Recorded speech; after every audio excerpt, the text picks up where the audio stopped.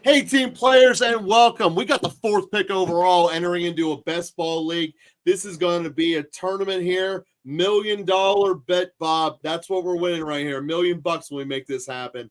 And I got to tell you, man, I'm excited to do it.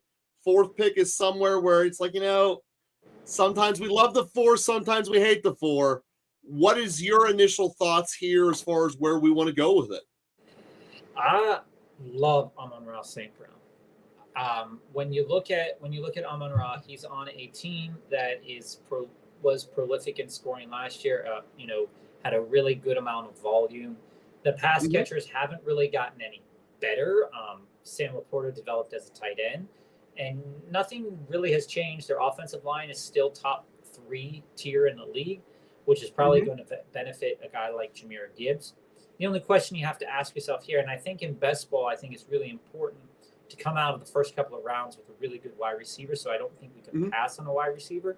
But we also have him all rated as our third player in the draft. So to get him at the fourth pick. Also, it's a sexy throw off pick.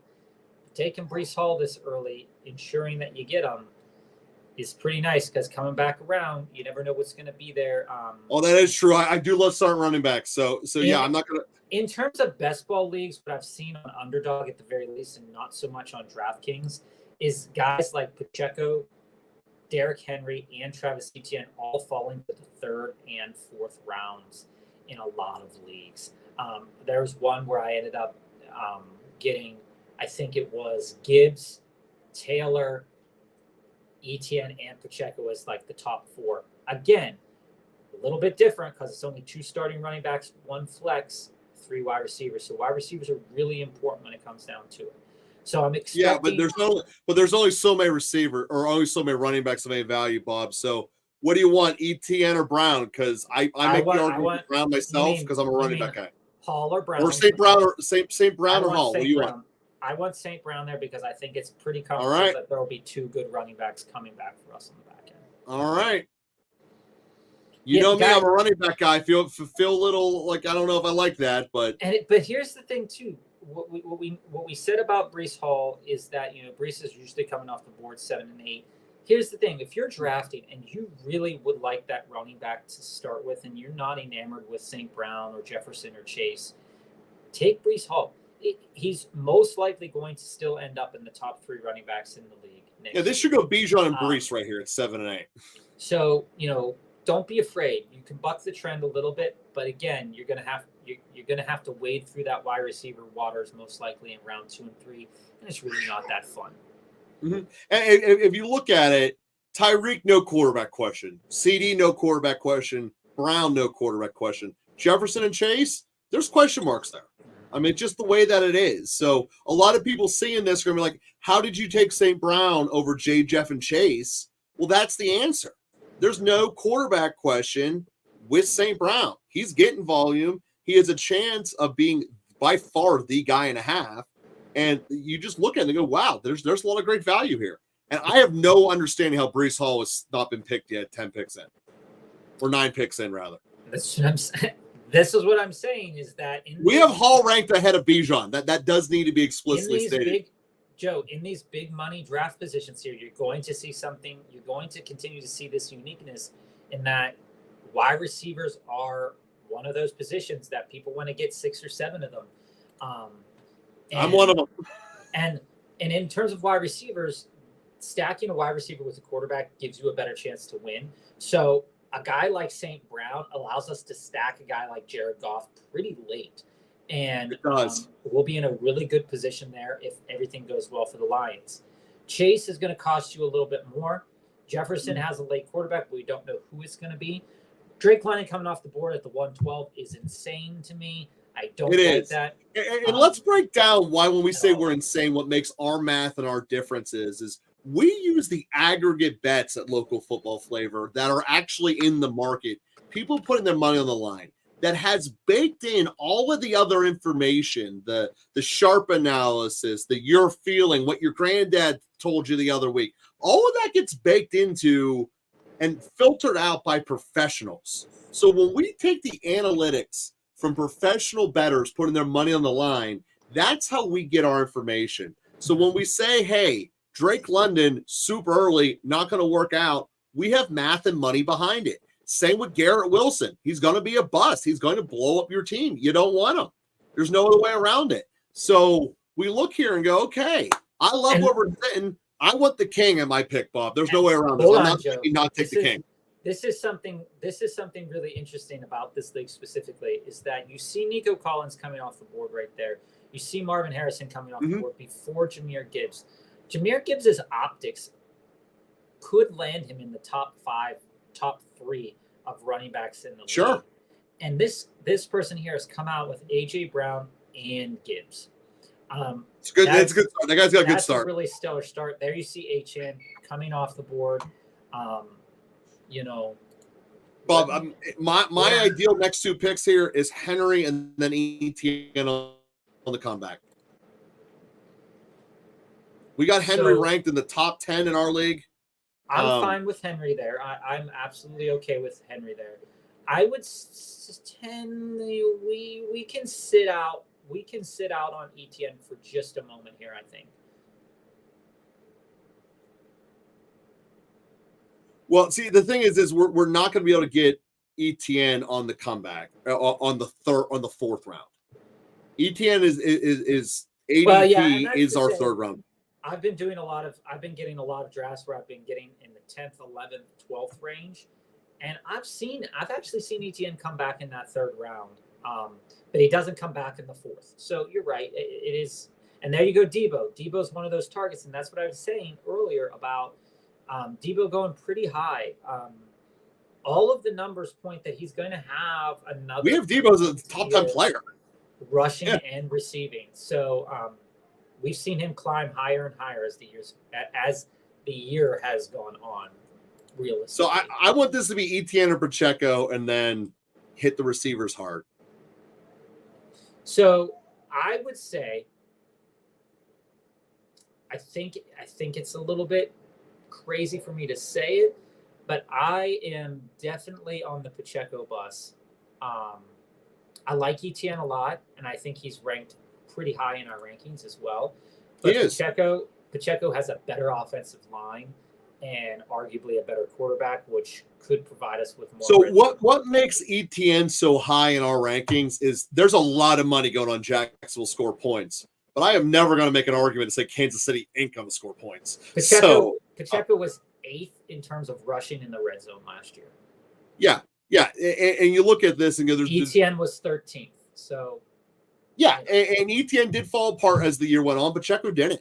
I mean, there's neither one of them have really any competition around them in terms of truly taking their ball share. So I'm cool with either one of them. Like I said, to me, the steal is Henry. We have Henry as the 2nd running back in the draft. And when you see how this draft has progressed, Joe, is that you see Kyron Williams falling because there is some injury concern. There is that Blake Corum concern. And then you look at it and you say, well, the next running back is probably not going to be drafted until 310, 311, maybe even 4.3, 4.2. You'll see how far Etienne falls, like I was saying, with this. You see a first quarterback coming off the board a little bit later than they normally do, but you see that the first guy got Cooper Kupp and Olave to pair with McCaffrey. That could be a nice volume-based team. And you see that the guy that drafted 2nd overall didn't want to miss out on one of those top running backs. So he ends up taking Kyron Williams as well, pairing with Devonta Smith. Coming back on the comeback, this is why I think it was important to take a wide receiver in the 1st round and not a running back, is that when you look at the board and when you look at ADP, when you look at all of that stuff coming off the board, you're looking at potentially DK Metcalf. You may not get the opportunity to get DK Metcalf. Well, Metcalf already went. He went 3-3. Yeah. Okay. Where? 3-3. He went before the Pacheco. Yeah. Okay. So TK Metcalf's off the board. You're looking at Zay Flowers, George Pickens, and that's not really who you really want as a or Higgins one on your team. Yeah, Higgins as a receiver too. I love. There goes George Pickens, and you're seeing Etienne fall. You see this? You're seeing. Dude, if Etienne makes it back to us, I'm taking him no doubt. I don't think he will make it back to us. Fall. There it goes right there. So one of the things, and this is going to be a little bit outside of fantasy ball. But again, hold on. Go up. I'm going to save this for our next long break as we start preparing for our pick coming up here. Go up, and that number 11 pick took Garrett Wilson, Nico Collins, Lamar Jackson, and ETN. Like I said, we don't necessarily here at Local Football Flavor love Garrett Wilson for this year. We don't necessarily love Nico Collins this year. But if you can end up with a start like this with maybe 2 different options at wide receiver there, that's a really good start to get a high-profile running back like ETN to pair with a quarterback like Lamar Jackson, and then 2 targetable wide We're going to end up receivers. looking at this team at the end. It's going to be one of the worst teams in this draft, just because of the way it's built. We'll definitely see what happens there. So we're going to have to hammer wide receivers here pretty. So I think it's Higgins, Bob. It's either going to be Higgins or Hollywood on our board. Maybe Zay Flowers is ranked high. You have it in front of you. Zay Flowers is ranked higher. If he's Zay available, Flowers is the highest one we have right now. If he's available, he's our pick. But he's not. There he goes, right there. So I'm assuming it's going to be Higgins or Hollywood are going to be the 2 that we have coming up high on our boards, based on who's left. Let me see here. And that'd be interesting there. We could always go after James Cook as well to get the 3 running backs. I think T. Higgins is our guy. Yeah. Yeah, I think that's the right pick. At that. So running backs after us, we look at running backs that are on the board right now. So that can't be that. That's not entirely a blessing. But the one of the guys who's a great player, he's probably the most talented running back left in terms of pure runner, is Walker. Because that team's not projected to score at all. So this is where I'd like to go to another receiver. So I'm assuming Jalen Reed is going to be one of our highly ranked guys left. Hollywood, Scary Terry, Amari Cooper. Who in that group is rated highly? Because while there hasn't been a tight end run, we also could start that. So knowing that we have Ingram as the number 3 tight end. You have Amari Cooper. McLaurin just Cooper's our top-rated receiver right now? No, Jaden Reed is. Then Jalen Reed should be the pick. Top on our board. And then we see if we get Ingram on the slide back. I was saying in terms of regular ADP, Amari Cooper is higher. No, I don't care about the ADP. I care about our rankings. But anyway, so according to ADP, Ingram is currently the 5th tight end on the board. So I suspect that a couple of them, McBride, Andrews, Pitts, Kittle, they're the 4 above him. I assume they're going to start sliding off, and there goes some of them. So we get Ingram back at the 6th round. The guy that we have ranked as the number 3 tight end, it's an Detroit value. But, Bob, I want to talk to you here. Obviously, we each know each other's draft boards intimately. We share our knowledge freely with each other. We're also in a draft together for our own league.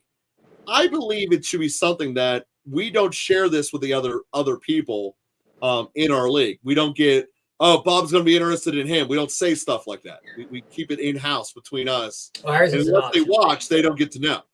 Yeah, ours is an auction league, so it's definitely, Here's the thing. I know we have Jaden Reed ranked high. And like I said earlier about Jordan Love and the Green Bay Packers, there is this spread around mentality.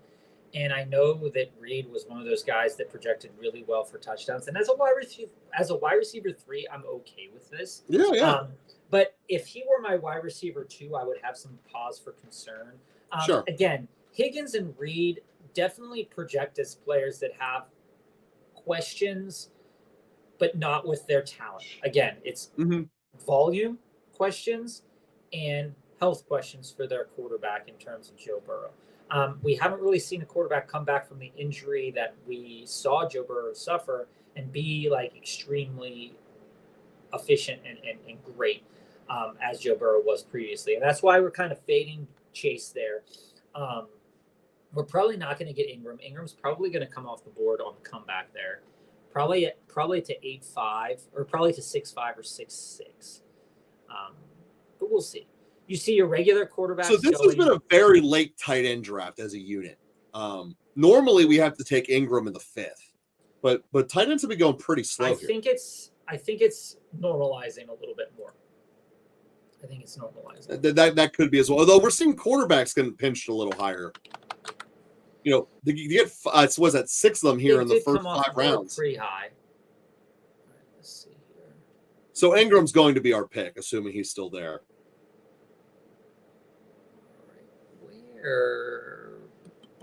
There's T. Who are you looking for, Bob? A player that we haven't talked about, we did talk about when we were talking about the Jags. A player not high on our boards, but one that's going pretty high in terms of ADP. Christian Kirk went off in that fifth round. Went off in that fifth round there. What we know about the Jaguars is they did pass the ball a lot last year. It could be nice to target a guy like Brian Thomas. Another rookie, if you're targeting a rookie, Keon Coleman is another one that we talked about is another one to think about as well. Jackson Smith is still on the board. He's one of our higher ranked guys at the moment as well. Keon Coleman is higher than Jackson Smith, but I wouldn't take Keon Coleman there.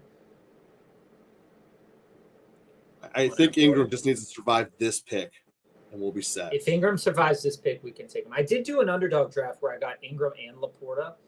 I'm not satisfied with the draft, but I mean, you could use one of those in your flex. They're probably going to be elite options going forward. So Ingram will be the pick. And then coming back around, we'll get him at basically ADP, the boy that I love. He's my number one sleeper. And, seventh round, you start talking about sleepers, seventh round. Ladd McConkey is going to tear this cover off this ball. Everyone's down on the Chargers saying that, hey, it's one of the worst skilled groups. I saw a report that came out today that you take quarterbacks out of the equation, that the Chargers have the worst skilled room in the league. I want to I want to say that we look at receivers, tight ends, and running backs. You could make that argument, but McConkey stands above the rest of them, and it's not like they're not going to let Herbert throw. I mean, just period. Okay, so I want to suggest too, because we have 3 wide receivers set up. I love Ladd McConkey. You could also think Mostert in this conversation as well, because we did set ourselves up with 2 running backs, 3 wide receivers pretty early. If you do like Mostert and McConkey goes, I think that both of those guys. Yeah, according to ADP, McConkey's the 4th receiver on the board right now. So, am I going to take him a little bit early? His ADP is 74. I'm going to get him at 76. So in terms of total pick, yeah. Am I leaving people ADP-wise higher? Yeah, I'm leaving Coleman, Hopkins, and Watson out there. But, again, we have McConkey ranked as the 11th player overall in this draft. You can't really fight that. Yeah, and like I said about the Titans, is that while I don't like many of their wide receivers at value, if it were to happen that DeAndre Hopkins just kept on falling, he'd be a guy that I would think about taking, because he is going to be targeted there. It's going to normalize. He might not click over 1,000 yards, but he might get 800 yards, 6 touchdowns, somewhere in there. It's not someone that I really want, but I'm saying if I'm struggling to find a wide receiver that I really want, I might take a chance on him. But in the other regards, I might just take a chance on a rookie in round 7. Yeah, you're better. See, here's the problem with because the that Titans might just overall. turn out to be better. The markets are not projecting the Tennessee Titans to score much. The markets hate Will Levis, period. So you look at the fact, yes, Hopkins, when he was at his peak, was a top 3 receiver. He's not there anymore. They brought in Ridley, who demanded targets. Now, granted, whether you believe Lawrence look at that or not, 4 rookie wide receivers in a row there. Yeah. Outside of so when you look at that, the Tennessee is also completely revamping their team. Mm-hmm. They are not in a situation where they have a great offensive line. They have an underperforming quarterback who's probably getting replaced in next year's draft. And it's a team that's going to play shallow to the line of scrimmage. Hopkins isn't that guy. Hopkins it's the same argument we just made with the Jets live a couple of hours ago. Oh no, Garrett Wilson is not a line of the scrimmage guy. Neither is Hopkins. I'm there. Garrett Wilson more so, but I just don't like Hopkins' outlook moving forward. But you're gonna. I mean, he is continuing to fall. Somebody is going to take him. If you're at the back half of this draft, you're probably gonna find some space for him on your team. There goes Mostert. Yeah, Mostert was the guy I was looking at right there. So, Bob, give me the best running backs we have on the board left. I'm going to imagine it's Spears. So it's Zach Moss. Oh, there you go. Yeah, he's number 1 on ADP right now. I'll take Zach Moss in a second if we can get him. Zach Moss is our guy. Spears, I think Spears in the 9th would be better than Spears in the 8th. Fair enough. Zeke is out there. Chubb, don't really excite me. No, not right now. They're But good yeah, if we options. get Like I Moss, said, I'd be really excited for that. 3 starting running backs. like I said, that's definitely going to happen. Like I said, again, this is going out of our rankings a little bit more, but No, we have Zach Moss in the 30s. no, I'm not talking about Zach. So there he just went. Okay. Zach Moss went. Brian Thomas is low down on our list as wide receiver, but another rookie could excel. But we do. So here we are for. I think the Jigba's the pick. I bet he's our best value right now. Njigba should be the pick based on value. Yeah. Yep. And that gives us 5 receivers, and not panicking to a rush pick there. I do like Spears. Knowing that I was going to take Spears on the comeback made that a lot easier. Now, I do think we're going to have to play a little bit extra in the raw running back department than we normally do. Kendra Miller is going to be someone I'm going to want to target. Obviously, Spears. I'm in on Rico Dowdle as well. Jaleel McLaughlin, I'm in on him. So we'll see how that plays out. All right, I put Dowdle on the target list. Kendra Miller on the target list. Just trying to line it up. I like Denver's backup running back this year. Yeah, that's McLaughlin. Yeah, I like him a lot. Okay, there's Goff, so we can't do the stack with Amon-Ra. Which is fine. We tend to do pretty strong when we do the late quarterback. Quite frankly, we could do Purdy and just roll the dice on later quarterbacks. We don't really have anything to build we don't really have Debo. That's why I like getting Herbert late. Because we get Herbert, he's one. He ties it with Ladd. It Burrows off the board. Go late with Geno. I'm not really a Geno guy. Our rankings aren't really Geno guys. No, they're not. Well, the Seattle's not projected to score a lot. Seattle's always one of these offenses that's super slow. It was one of the Pete Carroll things.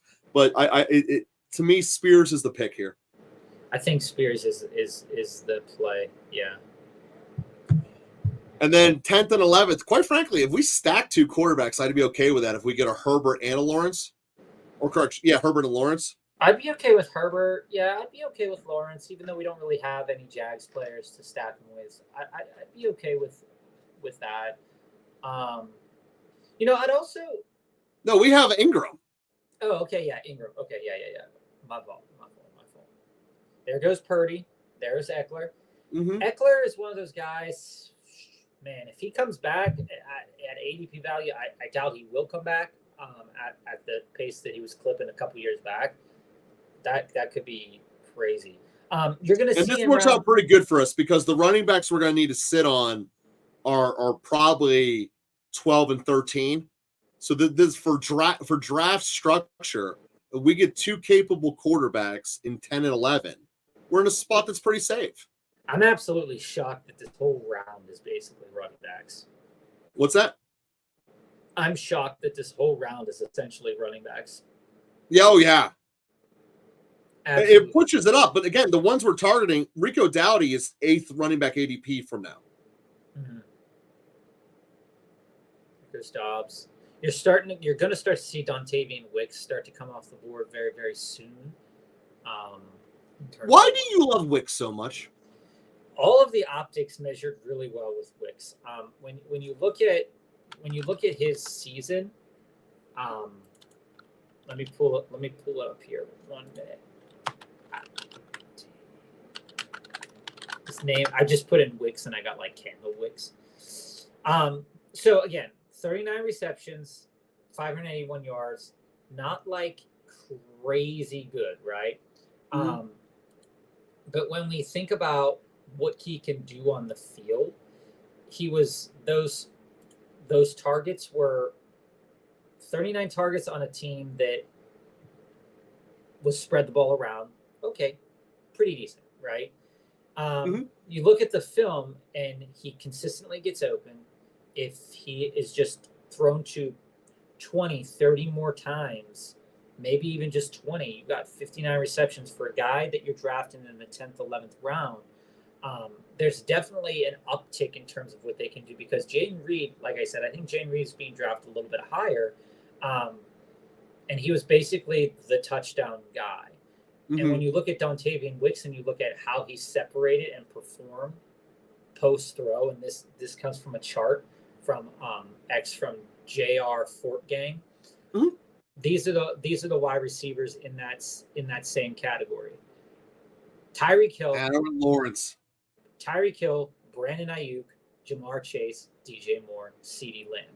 He's in that discussion of separation and performance based upon the coverages that he's facing, right?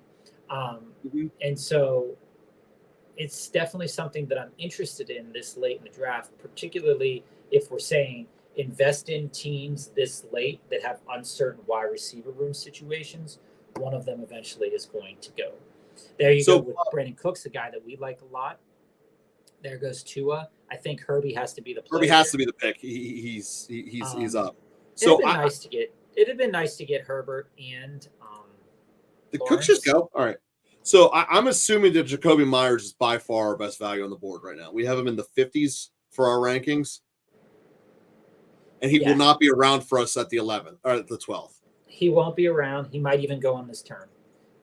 He might.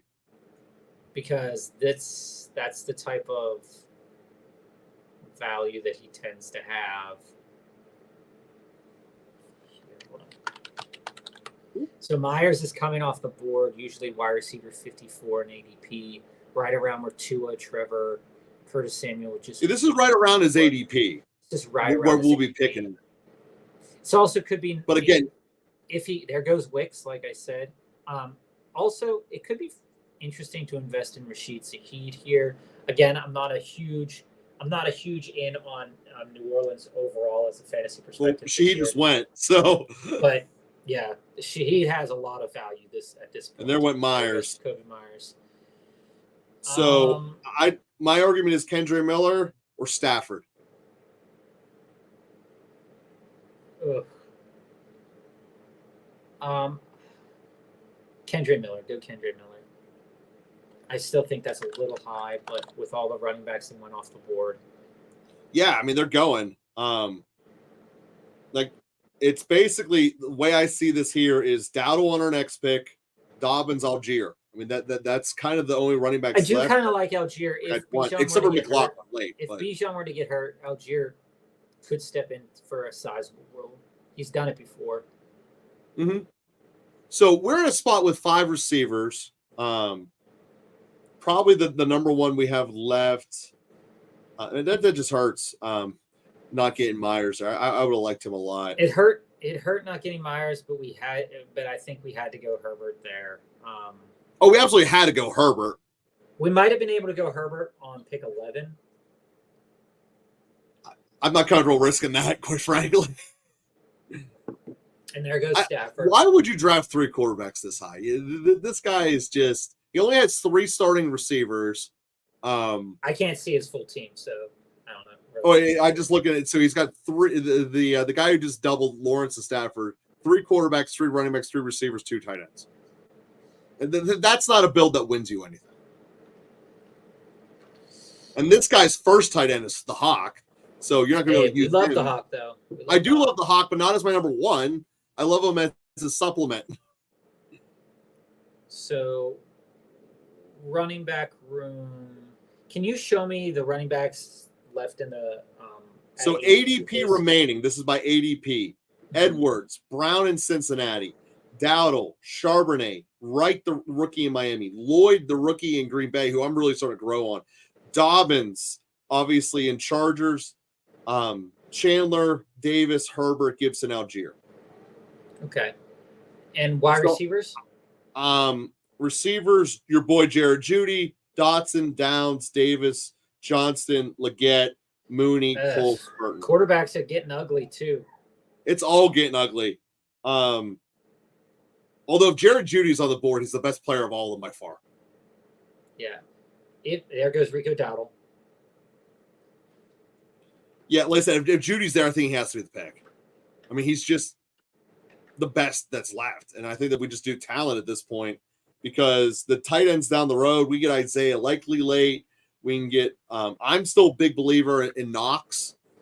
I know that's not a common thing. Yeah, I'm not so much in that. All right. But again, knowing that Evan Ingram is going to get the volume share, they're what you Hey Ryan, do I think that the Niners honor Ayuk's trade request? If so, would you send Josh Jacobs for Ayuk Dynasty's Superflex format win now roster? Let's answer that question on after the next turn here. So there goes Lloyd as well. So basically, all of our. So I think it's Dobbins, Bob. I'm not huge on Dobbins, but I understand that you are. So it's either Dobbins or Algier. We'll do Dobbins now. We might be able to get Algier as well later. The math has Dobbins as a top. So do player. I think that they're going to honor his trade? I don't. No. Do I think that they're going to be trade partners out there? I do. I think that there are some teams like the Pittsburgh Steelers who Ayuk has been tied to before that definitely could use a wide receiver of Ayuk's caliber. See, I think the most likely spot he goes to is Washington in real life. Would I send Josh Jacobs for Ayuk in a dynasty format? No. I think about it, but Josh Jacobs is already aged out. Ayuk's about to hit his prime. Yeah, you said no. I said I would think about it, but I would not trade for Josh Jacobs at all. No, he's saying he's trading Josh Jacobs for Ayuk. Oh yeah, totally get that. Get rid of Josh Jacobs. Take Ayuk. Sorry, I heard that backwards. Yeah. So neither. So Josh Jacobs is not efficient, but he gets a lot of volume. Ayuk doesn't get a lot of volume, but is highly efficient. So when you think about if his volume were to increase, his points would definitely increase. Josh Jacobs can't increase anymore. So would I go for Ayuk? Absolutely. I would try to trade Josh Jacobs for Ayuk. Do I think Ayuk's going to get traded? No. Do I think it's a bad thing? Also no. God. Bob, we're not exactly a great spot here right now. Did Algier go? Algier's still on the board. Take Algier. You want to take Algier? We'll figure out wide receivers in a moment. Oh, so you mistyped your question. Should you trade Josh Jacobs for Debo? Oh, yeah. I think. No, Debo's going to be a top 10 player this year. Yeah. Regardless if Ayuk stays, Debo has some health concerns. But the way that they were used last year is Debo is used in both running and receiving, and he has been used lightweight for a decent amount of time now. And you look at, like I said, differently than the efficiency category is Debo has the opportunity to put up points in two categories for you and is used in the red zone a fair amount, right? Ayuk is one of those guys where I think we're done a running back. We're doing receiver roulette now. I think in this low volume passing attack that they have, Debo fits in better. And in terms of Josh Jacobs, we have Josh Jacobs ranked pretty low in our rankings. He's not an efficient rusher. Will he have the opportunity to do well in his new home? Yeah, I think he could do really well.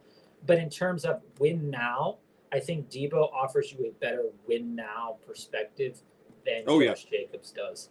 And you can always put together a running back room like we're doing right here too, if you decide to move on from Jacobs. So we do need a quarterback, Joe. It's not looking good. I think we should target Derek Carr in round 15 if he happens to be there. Like I said, anything, but I know that Derek Carr does pass it on a good clip. So I'm okay thinking about that. Your boy Roman Wilson is probably still available to take here at 14. He is, but you're right. We got to take quarterback. And quite frankly, if we do Carr and Daniel Jones, we are short on run. We have overdone running backs compared to how we normally do it. We have 6 of them.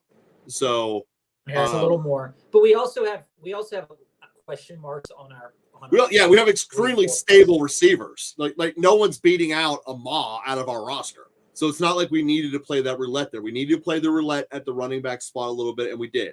So Ricky Purcell, okay, I actually all right. What if we go Carr and then Jones? I think Carr has to be the pick here because I can't see the third person who they have. I can't see. I think Carr and then Jones is the pick. I think they're the people who took Josh Allen.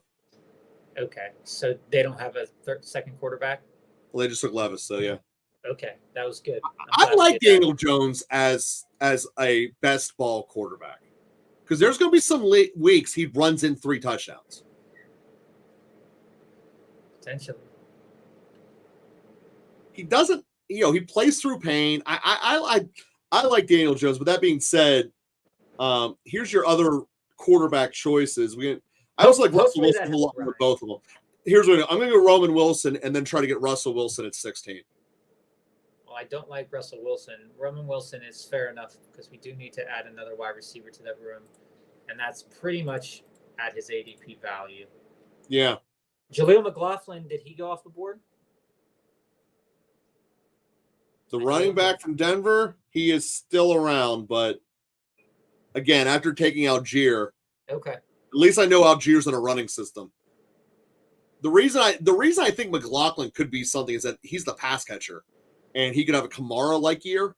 Yeah. So we're taking him then. That's the fate telling it. Fate just told you to do it. That's also the spot for likely, if we wanted to get another tight end, because we don't have a second tight end. I'm totally fine with taking Isaiah Likely on the back part, and then we just take a quarterback.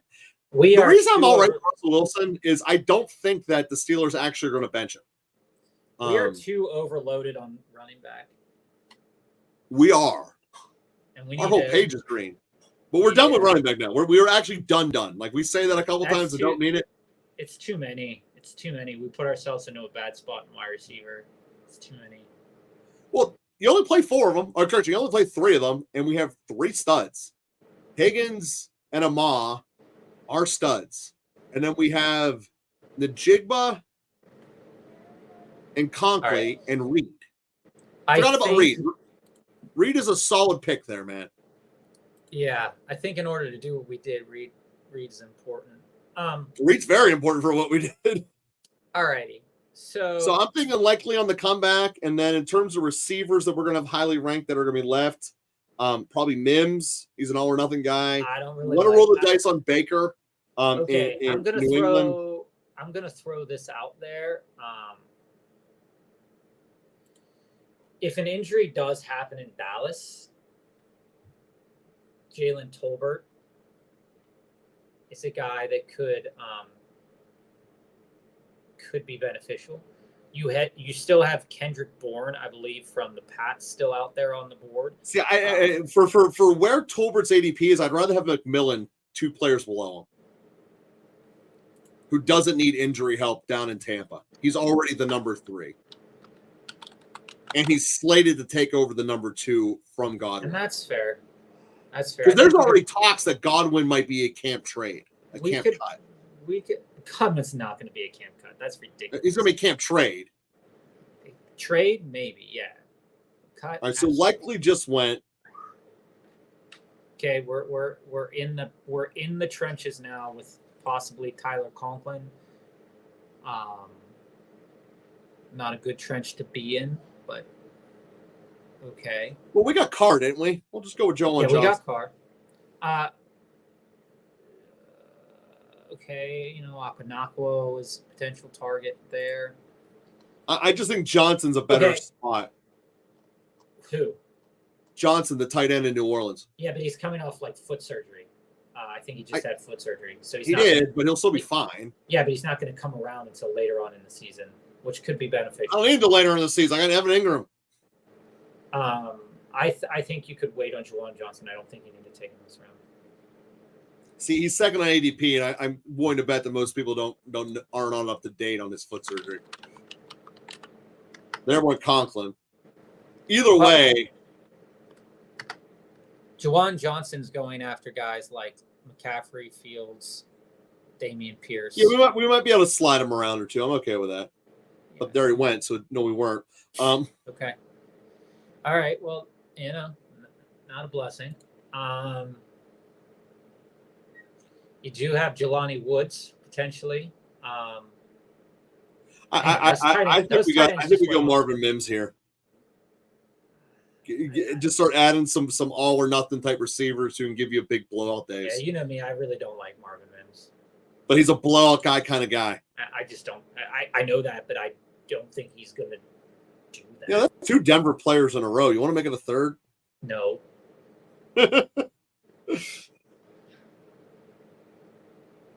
Oh, Bo Nix is staring us in the face. No. All right, we'll take him later. All right. I like McMillan here. We do need another wide receiver to add to the pool. McMillan is a definitely a nice option. You also have no, he's not there anymore. Yeah, I think if you go with McMillan, I think we go with McMillan, quarterback, and 2 tight ends, and that's how we end this draft.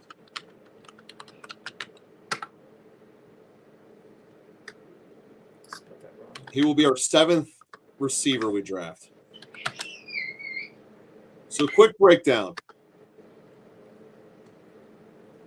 We have at receiver St. Brown, Higgins, Reed, Lad McConkey, Njigba, Mims, and McMillan.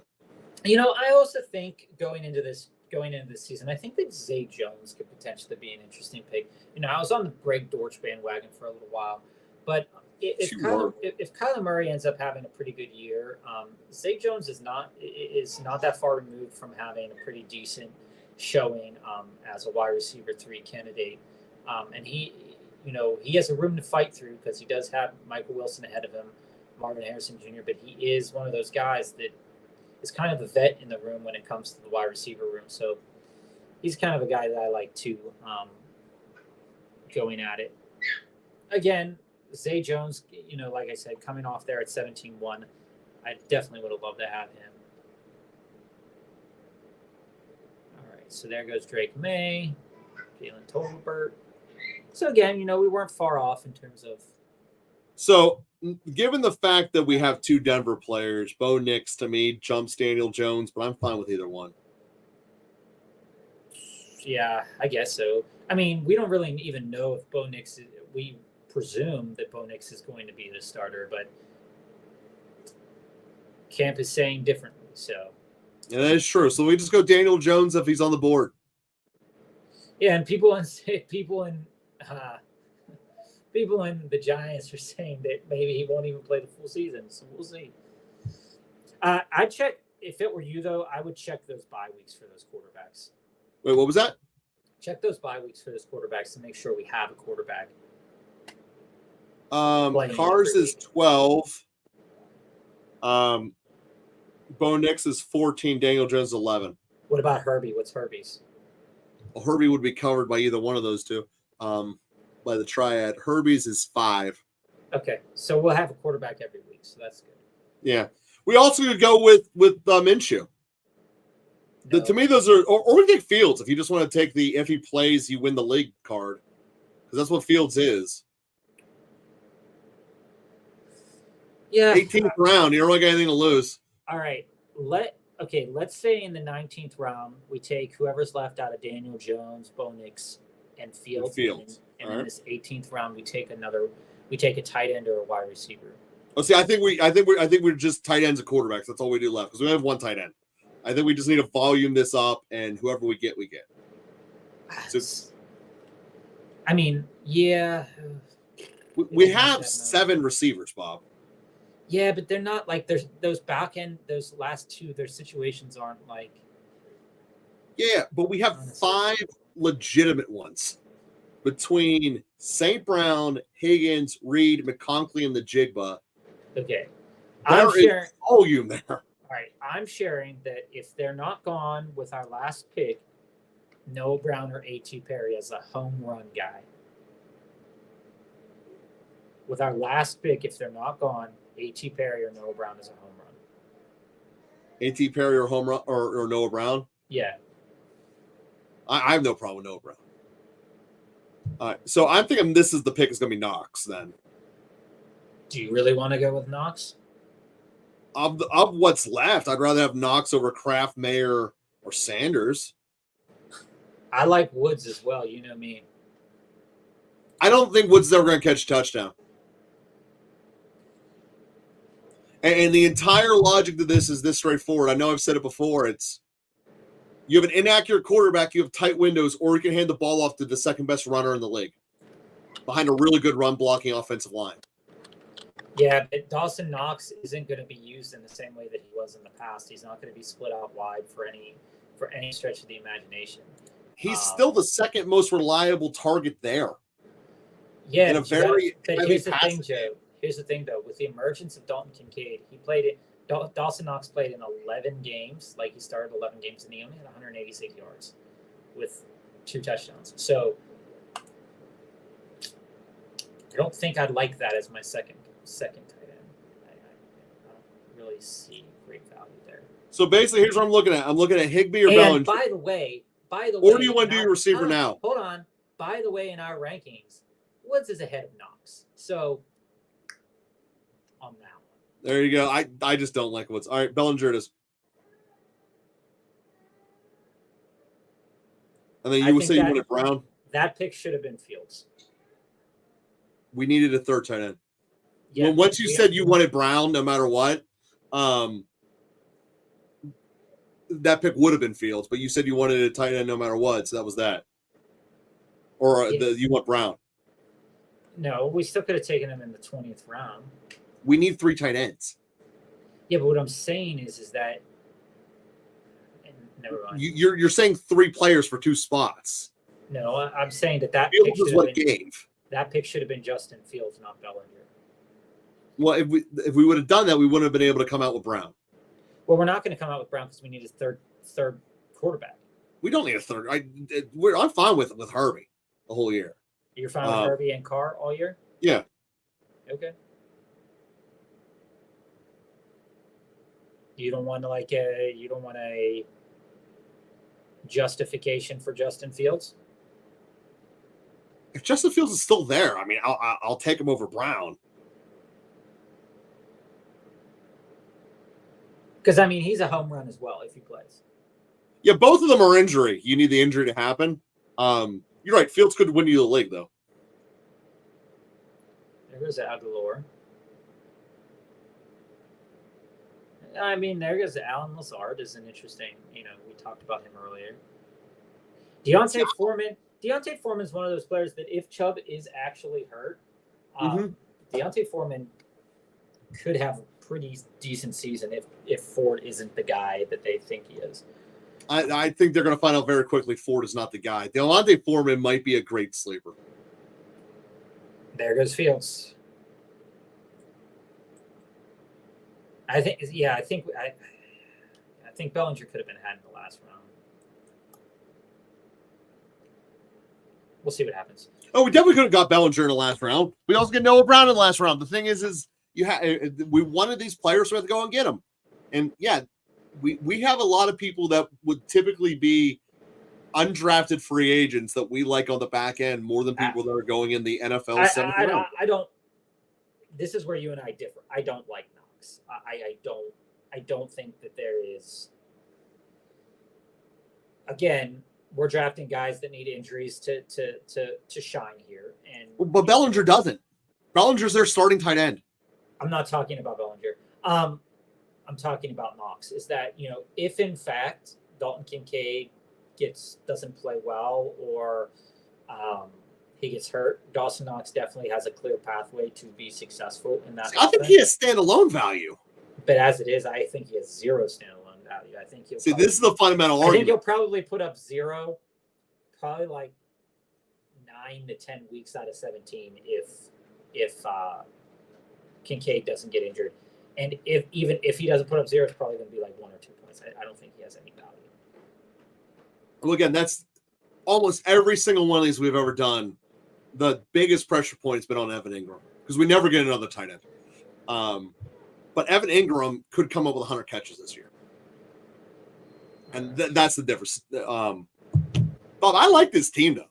I like the fact that even though we didn't go really big on the receivers till late in terms of the all right, so throw us to the side so we can take a look at the team overall. Sure. What? It just I hate it when it does this. Let me reconfigure that lineup here so I can show it to you, Bob. Give me a moment. Yeah, so we're just going to take a look at the team we drafted in the tournament here on DraftKings. And if you're watching, feel free to leave a comment. We've done a lot. So we have done a lot. And we've tried different things in each one from different positions. Usually we've gotten the back end of the first round. It's nice to get the fourth pick to see what happens, to see how the team can be differently constructed. We're taking a lot of opportunities on guys where, we're hearing good things, but also those teams are slated to be point scorers for the most part. You'll notice a good chunk of our players are on teams that are projected to be high scoring teams. And we'll see how it goes here. So that is not our team. All right, our team's off to the side. It is on the right. So let's... Yeah, get me off there, and then we'll put the Miami Dolphins off everything. There. So once we get that up there, we'll be able to show it to you real quick. All right. There we are. So coming around, we have a good start here. We have Amon-Ra St. Brown, T. Higgins, Jaden Reed in the wide receiver room. Again, like we said, there are questions for T. Higgins. There are questions for Jaden Reed in terms of production standpoint. But at their ADP values, in regards to also our or our own rankings and values, there's definitely value to be had there because, again, we're getting those guys in the 4th and the 5th round. Mm-hmm. And that 4th and the 5th round for wide receivers, you could really hit pay dirt on one of those guys. A lot of people, which Higgins could be. A lot of people think that it's kind of like a wasteland of a lot of different types of players. So it depends on really what you want, what type of player you want. But T. Higgins is a yardage guy. Jaden Reed's a touchdown guy. Mixing those together to go with Amon-Ra, assuming they all play, don't hold out, and are healthy. I think we have a fairly decently strong wide receiver room, especially looking at a couple of the other wide receiver rooms. First 5 picks we knocked out of the park. There's no way around it. I love Ingram. Pacheco and Henry have a really high touchdown upside in terms of red zone touchdowns. Again, Baltimore's offensive line, we'll get to it when we talk about Baltimore, has gotten worse. They lost 3 players on their offensive line. It has gotten worse, but they still should be able to move the ball through the air with Lamar and Zay, and Derrick Henry has had worse offensive lines, so it should not hurt him that much. Absolutely. And he should have a good amount Ingram's the linchpin to our whole roster. So Ingram in the 6th round is one of those values that we have. We have Ingram as our 3rd rated tight end. Yeah. He does project really well because he, goes in that wide receiver position often. He doesn't always stay in line. You don't really want those tight ends to stay in line very often. He is found at the wide receiver position often. Ingram is one of those players that is a reliable player, and getting him in the 5th round, there's a little less question marks than Kittle because Kittle has the injury concerns plus the bust quality. Ferguson's also one of those guys that's being projected in that 6th, 7th round. Ferguson's a fine selection. There's no way around that. You can't really go wrong with either of them. And Pitts is Pitts. Do you want to get hurt by him again? A lot of people are willing to go with that based upon what Cousins has done with Hawkinson. I don't like it all. So here's the best part about this team, Bob. Our first 6 rounds, all were starters. We didn't start our flex until the 7th round. And that's so great. Here are your 3 flex options. So McConkley, Najigba, and Spears. All great options. On a week-to-week basis, these are guys, especially Ladd McConkey's projecting a lot of volume. Jackson Smith, although he didn't have a high degree of volume last year, he is our 5th wide receiver off the board, which is really nice to not have him as our 3rd or 4th one. Mm-hmm. But with Smith, there's definitely some upside with Tyler Lockett potentially going on the downhill sled. Oh, he is going on the downhill. It would have been really nice if Mostert had come to us. It would have been. So then we wouldn't have had to do what we did later in this draft, which, we're not huge fans of how that turned out. But we'll see how it goes. Herbie as our starting quarterback. I know a lot of people are Or if Moss would have come to us, quite frankly, but I like the Jig. I know a lot of people are really down on Justin Herbert. He is quarterback 13 in our rankings, and he does, he projects that this is a team that's probably going to run the ball more. But with that said, their offensive line hasn't been fantastic. Their coach is an incredible coach in college, and made a guy like J.J. McCarthy become drafted. So if he can make a guy like J.J. McCarthy be a first-round pick, he can make Justin Herbert go back to what we know Justin Herbert can actually do. That's exactly it. And Kendre Miller is one more Kamara complaint away from being a fourth-round pick in fantasy football. Now, I wanna caution that with a grain of salt. The Saints' offensive line projects to be one of the worst offensive lines. Oh, no, he's going to just catch a billion passes. He's going to be like the guy in Tampa, just more talented. A bajillion passes is nice. Coming around in Dobbins, I'm not in on Dobbins as you are in on Dobbins. He's a touchdown machine. I think what's kind of sneaky here is that these Chargers players, we talked a lot about some other guys that are going at low value here, but I think the Chargers wide receiver room, because we think that they're going to run the ball more, I think all their players have just been chunked down the board a lot because there's a lot of confusion. The betting community says they're going to score. Like, what are we doing? So gotta hit that. Dobbins still has, again, Gus Edwards in front of him somehow. Gus Edwards is a touchdown hog. Gus Edwards isn't in front of him, Bob. But if Dobbins I don't care what the depth chart is.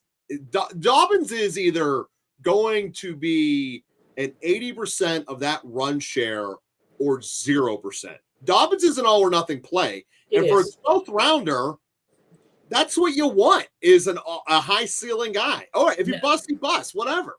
Now, but if he hits, boom. With Algier here, Algier's a pick that we made. We, in that kind of conversation of all those players that we picked after Algier, outside of maybe Jalen Wright, there's not another player on that team, and maybe Zach Charbonnet too. Yeah. There's not another running back in that conversation, and we maybe could have waited on Algier, but Algier.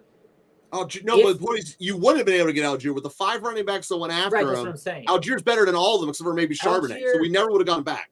Algier is one of those players that performed when given the opportunity. That's right. And if he continues to be given opportunities, he's going to continue to perform.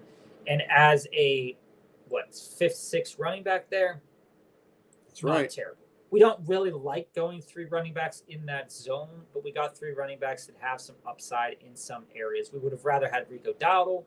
But you can't control everything in a draft. Derek Carr, best of the rest. You look at the quarterbacks that came after Derek Carr. Levis, Young, May, yeah. Carr's the option. Carr's clearly the line in the sand. They are supposed to be passing more. Their line, like I said, being one of the ranked last in the league, a lot of young guys, a lot of injuries and all that stuff.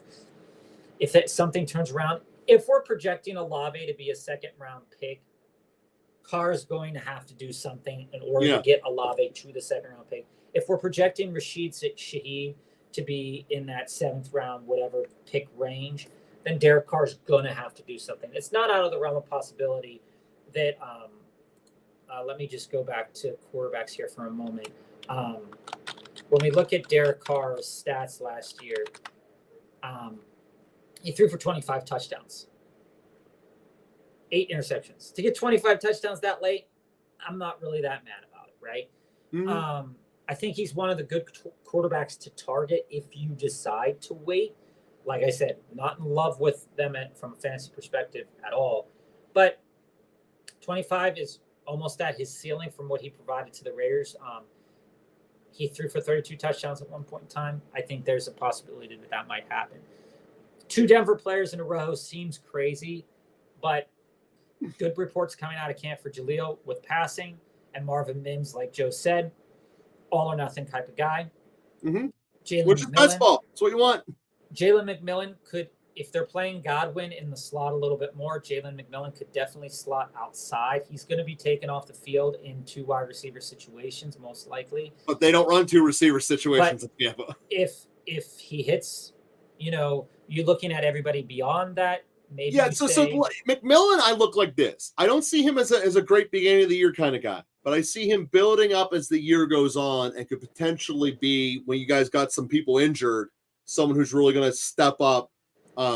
Not with the traditional rookie wall. I see him low usage, slow build, almost like the Steelers use their rookies. Now, we went double tight end there. I would have rather had Woods than Knox. Joe's more of a fan of Knox, so selected him. There's nothing else to say about that. Yeah. Bellinger, we also like Bellinger. I know they got another rookie tight end there, and I know you don't really want to. Most rookie tight ends don't perform. It was an anomaly last year. You really don't want to invest in New York Giants players this year so much. But again, it's someone has to score. It's one of the last rounds. And then Noah Brown is a home run threat. We know that Noah Brown can be a home run threat. He needs an injury or two to happen.